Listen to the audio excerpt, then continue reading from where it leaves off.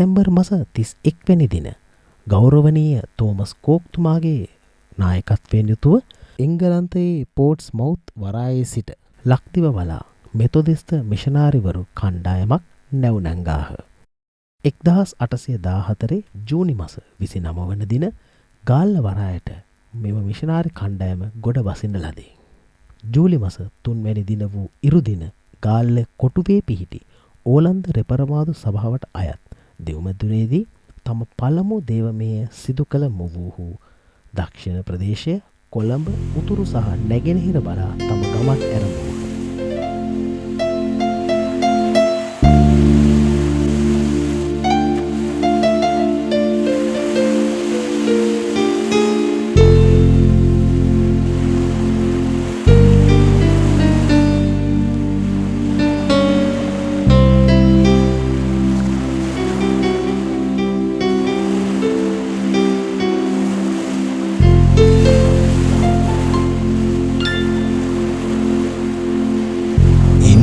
sayuri mutu weta weta gena kitu dam mutu patin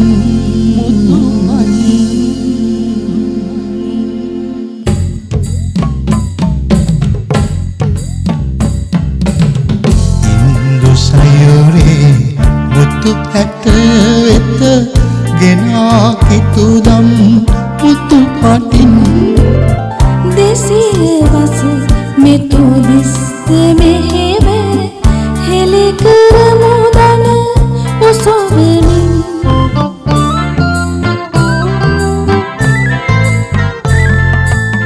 පසංග තුරුනඳ ඉමි බෝසේ ඇනෝ කිරි පැණි රස ලමින් මාවතේ පටු ගමන නොනිමේ තිර පහන්දල් වූලෙසින් මාවතේ පටු ගමන නොනිමේ තිර පහන්දල් වූලෙසින්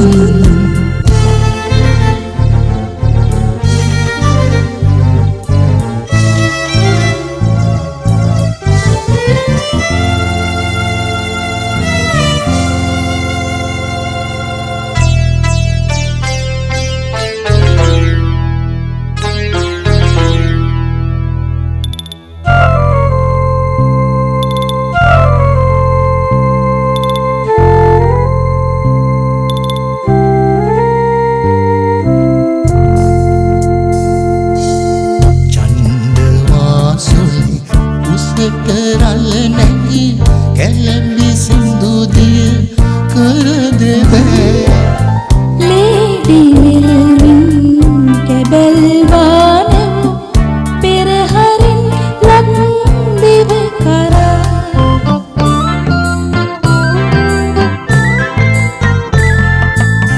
දහම් දරණය කෝක් උතුමන් පෙරටු කොටා දම් සබා මෙහි සුරන් කට ගාලු පටුනින් විසිරගී දිවයින පුරා මෙහි සුරන් බට ගාලු පටුනෙන් විසිරගී දිවයින පුරා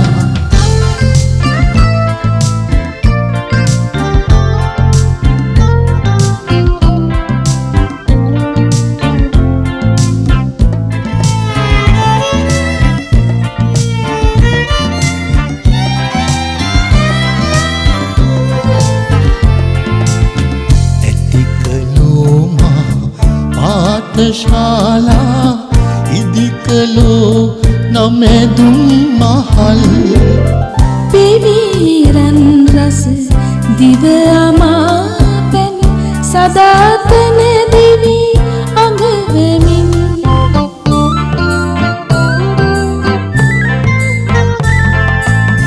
වෙලෙන්ද ගත්තෝ යේසු නාමෙන් අතහලෝ යකුගේ වදන්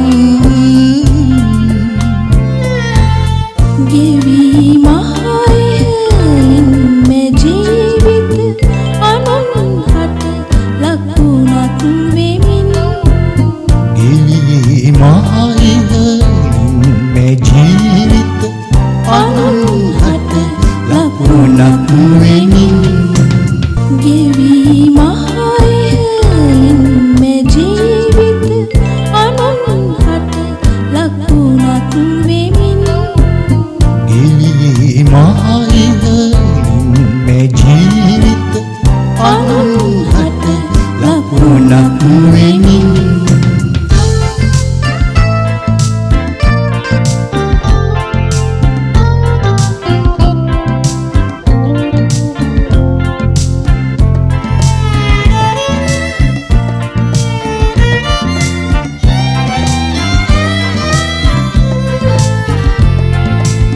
ගෙවී මහයිහින් මේ ජීවිත අනුන් හට ලකුණක් වෙමින් ගෙවී මහයිහින් මේ ජීවිත අනුන් හට ලකුණක් වෙමින්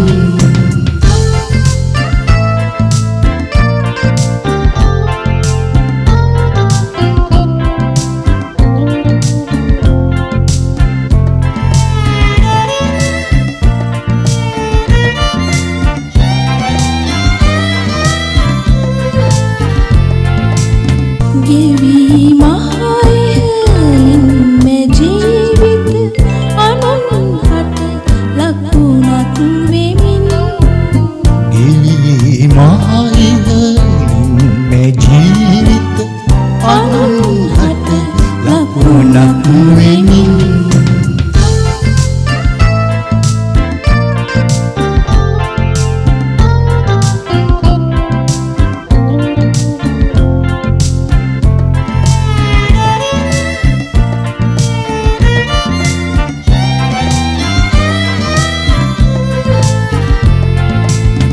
නිබඳ ගල ඇදි ඇදි යන සිලිල දාරක වැදි තදින් තුමුල රළුසෙල් සිලුටු කෙරෙවූ වෙස්ලියන් මෙහෙවර වෙතින්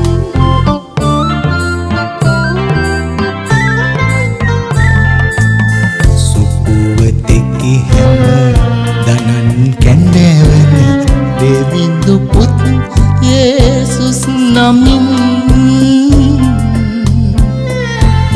පහන් සිත්නම් තෙලින් මුතුවී පහන් දැල්වේවා බැතින් පහන් සිත්දම් තෙලින් මුදුවී පහන් දැල්වේවා බැතින් පහන් දැල්වේවා බැතින් පහන් දැල්වේවා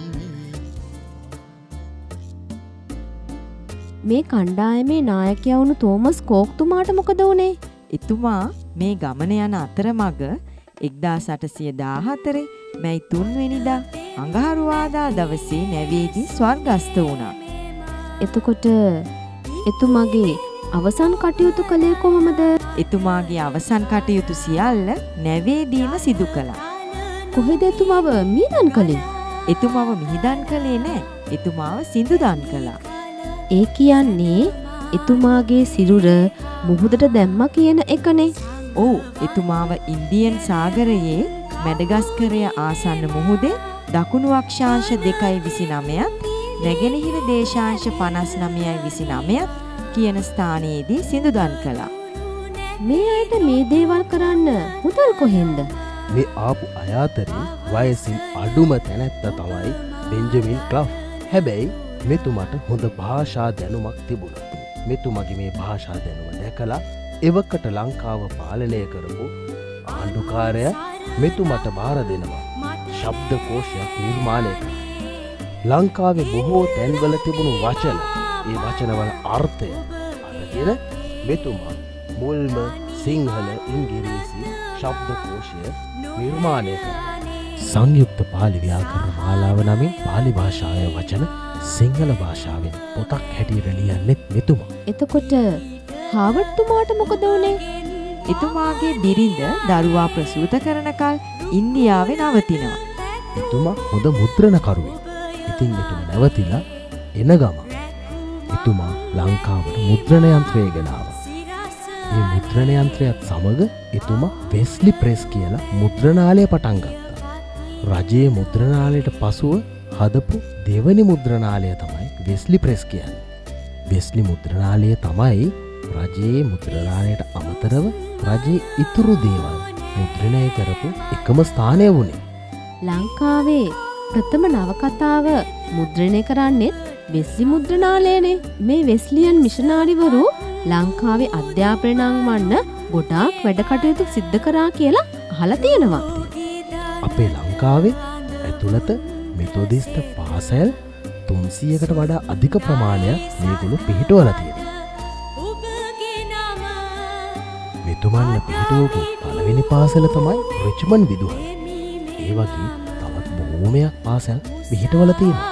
ගාල්ලේ සවුත්ලන්ඩ් විදුහල, මඩකලපු වෙම්බඩි විදුහල, කොළඹ වෙස්ලි විදුහල, කොළඹ මෙතොදිස්ත විදුහල. මේ ඒ අතරින් දෙකක් තුනක් විතරයි.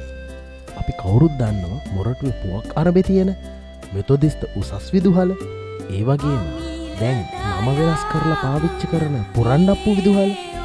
ඒ පුරන්ඩප්පු විදුහලට කිව්වේ සුදුවැල්ල මෙතොදිස්ත විදුහල කියලා. මෑත කාලේ යම්කිසි අයගේ උවමනාවකට ඒකේ නම වෙනස් කරලා තියෙනවා. ඒ වගේම රවතවත්තේ තියෙන රවතවත්ත මෙතොදිස්ත විදුහල ඒකත් මේ කණ්ඩායම පිහිටුවපු විදුහල. ළමයින්ගේ අධ්‍යාපනය දියුණු කරන්න, නැනනුවන වර්ධනය කරන්න බොහෝමයක් දේවල් ඉෂ්ට කරලා තියෙනවා. එතකොට ගාල්ලේ රිච්මන්ඩ් පාසලේ නේද අපේ නිදහස් අධ්‍යාපනයේ පියාවන CWW කන්නංගර මහත්තයාත් ඉගෙන ගත්තේ? ඔව්. ලංකාවේ නිදහස් අධ්‍යාපනයේ පියා හැටියට විරුදාවලි නාමයෙන් හඳුන්වන ගරු CWW කන්නංගර මහත්මයා ඉගෙන ගත්තේ මේ ගාල්ලේ රිච්මන්ඩ් විදුහලේ. ඒ විතරක් නෙවෙයි, අපේ රටේ හිටපු බොහෝ වැදගත් පුද්ගලයෝ ගණනාවක් මේ රිච්මන්ඩ් පාසලෙන් බිහි වෙලා තියෙනවා. අපි කවුරුත් දන්න අපේ රටේ ජනපති ගරු මහින්ද රාජපක්ෂ මැතිතුමාත් ඉගෙනගෙන තියෙන්නේ මේ රිච්මන්ඩ් පාසලේ. මඩකලපුවේ බැටිකලෝ ගේට් කියන තැන විලියම් ඕල්තුමාගේ පිළිරුවක් ඉදි කරලා තියෙනවා නේද? අපේ රටට ගොඩ වැහැප්පු මේ මිෂනාරි කණ්ඩායමෙන් නැගෙනහිර පළාතට ගියේ විලියම් ඕල්තුමා. ඉතින් ඒ කාලේ දැන් කාලේ වගේ ගොඩ බිමින් යන්න පහසුකම් නැහැ. ඉතින් විලියම් ඕල්තුමා ගාල්ලෙන් නැවතත් නැව් නැගලා මඩකලපුවේ ඔය බැටිකලෝ ගේට් කියන තැනින් තමයි මඩකලපුවට ඇතුල් වෙලා තියෙන්නේ. මේ විලියම් ඕල්තුමා නැගෙනහිර පළාතට අති විශාල සේවයක් ඉටු කරා. මෙතුමට ලංකාවේ ජීවත් වෙන්න හම්බුනේ මාස 8යි. උණ රෝගයෙන් පෙළිලා එතුමා මිය ඇදුවා. ඉතින් එතුමා මාස 4ක් මේ උණ රෝගයෙන් පෙළිලා හිටියා. එතුමා ජීවත් වුණු ඉතුරු මාස 4ෙදි තමයි මේ මුළු නැගෙනහිර පළාතට මේ විශාල සේවය කරේ.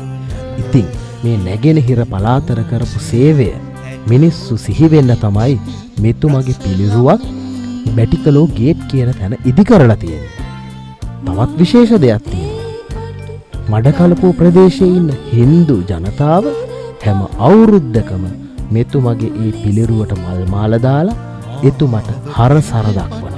ගරු බුහුමන් දක්වනවා. අපේ රටට මේ අය තව මොනවද දායාද කළේ? අපේ රටට මේ කණ්ඩායම් විතරක් නෙමෙයි, මුළු මෙතොදිස්ත සභාව බොහෝමයක් දේවල් දායාද කරලා තියෙනවා. අපි කවුරුත් දන්නවා විපර්යේෂණ ආයතනය අපේ රටට දුන්නේ මෙතොදිස්ත සභාව. ඒ විතරක් නෙවෙයි, අපේ රටේ තරුණයන්ගේ තාක්ෂණික දැනුම දියුණු කරන්න මේ BIH ආයතනයේ ඉගෙන ගත්ත අය අතරින් අපි දන්න කෙනෙක් ඉන්නවා. ඒ ගුණසේන මහත්මයා. අපි අද කවුරුත් දන්න MD ගුණසේන සමාගමේ නිර්මාතෘවරයා මුද්‍රණ ශිල්පය ඉගෙන ගත්තේ මේ BIH ආයතනයේ. ඒ විතරක් නෙවෙයි, අපි කවුරුත් දන්න අපේ රටේ හිටපු ජනපති ගරු රණසිංහ ප්‍රේමදාස මැතිතුමා ඉගෙන ගත්තේ මේ BIH ආයතනයේ. මේ විදිහට අපි හැමෝම පුරුදුවෙන් අපේ සහෝදරයන් නගා සිටුවා.